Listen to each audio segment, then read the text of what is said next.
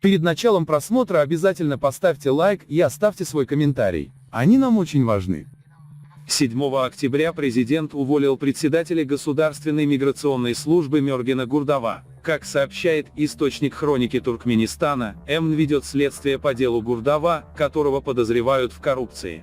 На данный момент известно, что в региональных представительствах миграционной службы умышленно затягивались сроки выдачи паспортов для заграничных поездок. Для того, чтобы получить загранпаспорт в срок, с граждан вымогали взятки. Раз в месяц каждое региональное отделение переправляло Гурдаву значительные суммы, которые достигали знак доллара 20,0.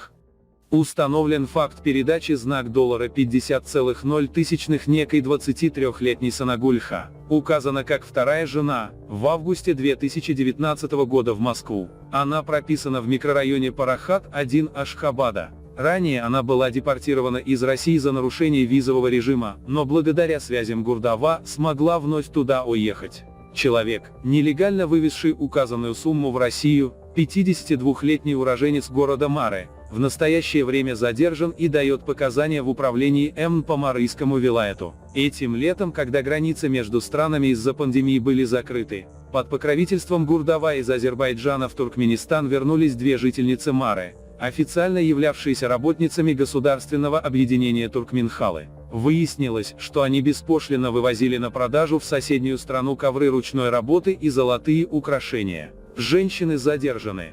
Сообщается еще о нескольких эпизодах в деле Мёргена Гурдава, подробности которых не удалось выяснить.